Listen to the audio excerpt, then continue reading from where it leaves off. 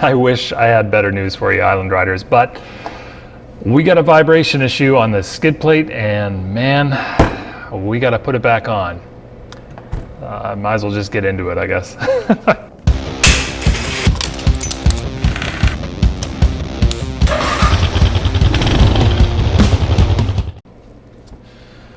All right, so in case you haven't been able to tell, we have a definite vibration issue with the SW Motech skid plate for the KLR650 Gen 2. I noticed it when I was out on my first ride in the spring. I was really excited to get out there, but I started to hear something. And right around the RPM range of 3,500 to 3,700 RPMs, I noticed a real hard buzz, a metallic buzz, and I got freaked right out. I thought it was going to be the engine. But I took it back home right away and took the skid plate off and ran it up to those RPM as well, again, to see if it was going to be an engine issue. It wasn't. I didn't hear anything. I can't really say yes or no if it's an engine problem yet because I really haven't duplicated the process. But I do have the skid plate off. We do have to do some work to try to, I don't know, I've got to think of some ideas for numbing the vibration on this. I can kind of see where it's happening a little bit, and I got some ideas.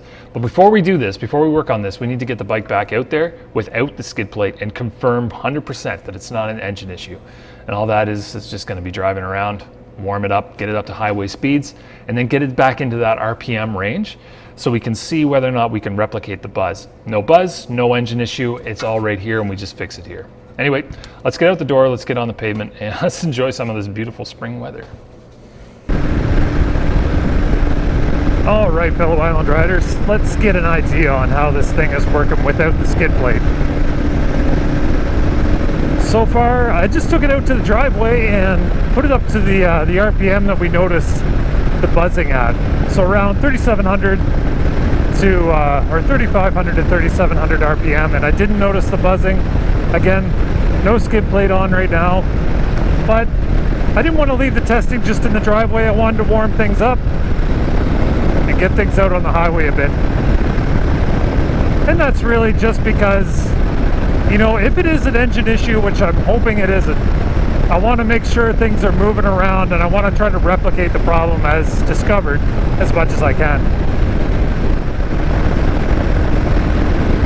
So this brings up a good point. I mean, why do a video like this? You know, why kind of continue examining and continue, you know, going through the struggle of something like this? I mean, one video's enough, right? It's a pain in the butt to install. Why go over reinstalling it? Because, okay, here's what I think. I think it's important to show the reality of how some of these mods go on a bike.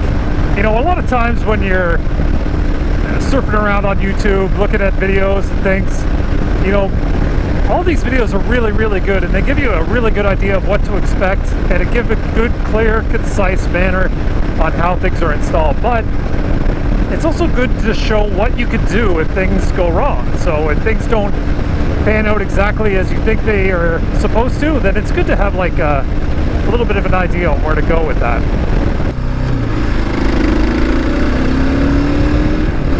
So right there, that's enough to tell me that it's not an engine issue, as we would have definitely heard the buzz. So yeah, I think what I'm going to do now is I'm going to circle us back to the garage and we'll get that skid plate set up and we'll check that out, installing it again, and see what kind of mitigations we can put on there to try to fix the problem.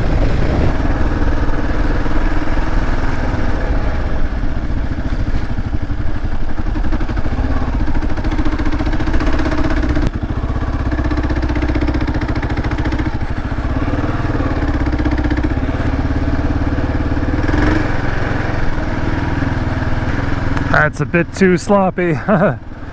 We're only on the cusp of mud season here now, so. All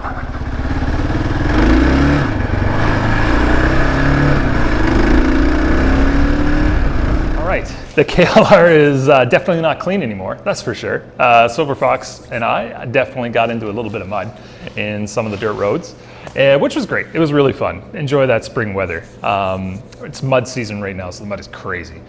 But we were able to rule out the engine being the issue with the buzz. I definitely tested it out at all the RPM ranges that I saw it at before, and I got it up to some good highway speeds, so the engine was good and warmed up. Anything that would have been sitting or, you know, just anything screwing around in the engine would have been replicated, and I didn't hear anything at all.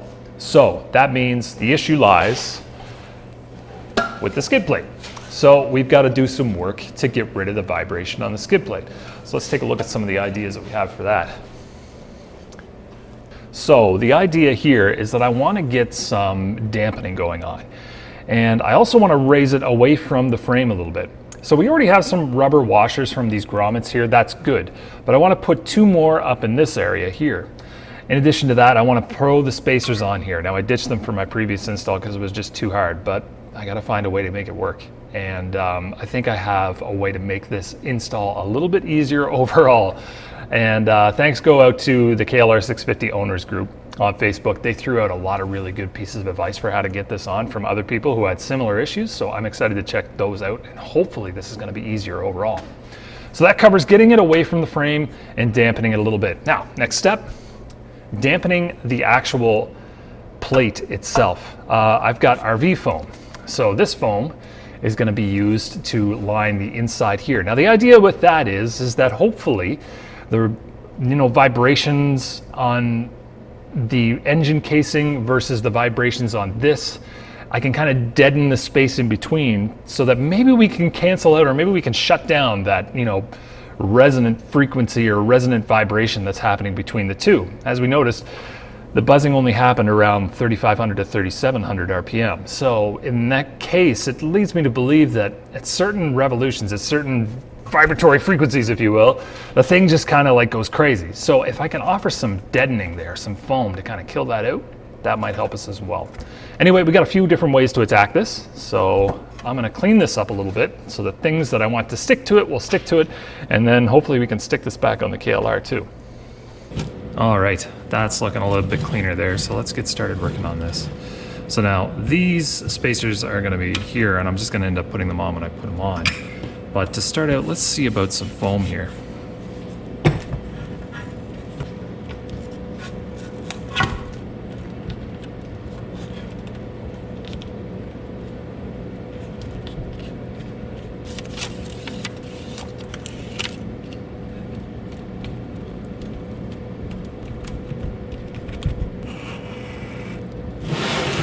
Interesting enough, I actually just finished up my first aid today for this year, which is ideal given the precariousness of this situation.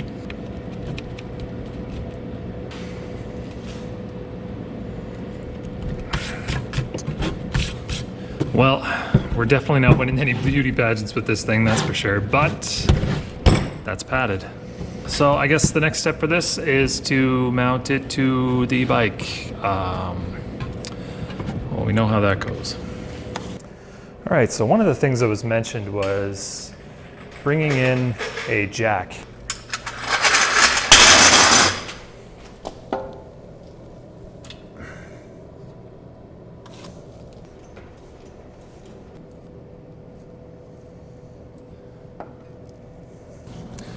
Now, if you remember, this is where we have one of the real big issues, trying to pull this in so we could connect here. So, who knows how well this is gonna go. Probably not gonna go well at all. No way. That just went in. Super easy.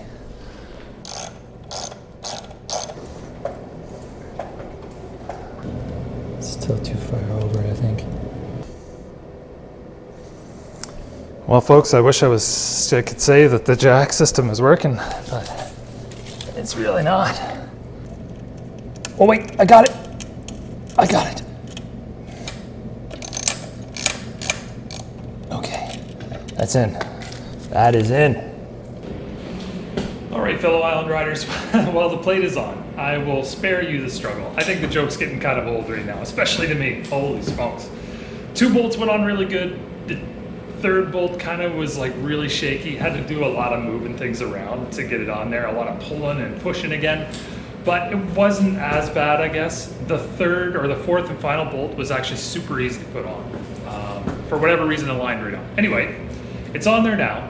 I will save you the struggle this time around, and let's just get right out there and test it. Because man, I really got to know if this is working. All right, fellow island riders, we're on the road. It's test time. Now, right around here is where we should be hearing some buzz. I checked it out in the driveway, just at our, rev bracket that we were detecting the buzz, but no dice. So that is good news. Now we should hear something on the takeoff as we creep into that 35 to 3700 RPM range. Nothing. So far so good. Let's get her out on the highway. Let's vibrate the heck out of this sucker.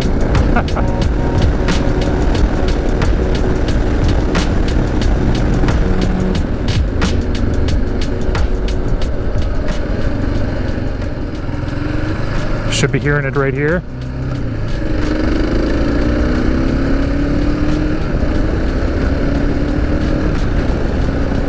Nice, nothing. Well, I mean, I think we've proven that it works. So, I guess we just turn around and head back? Nah, no way. We aren't gonna waste this beautiful weather.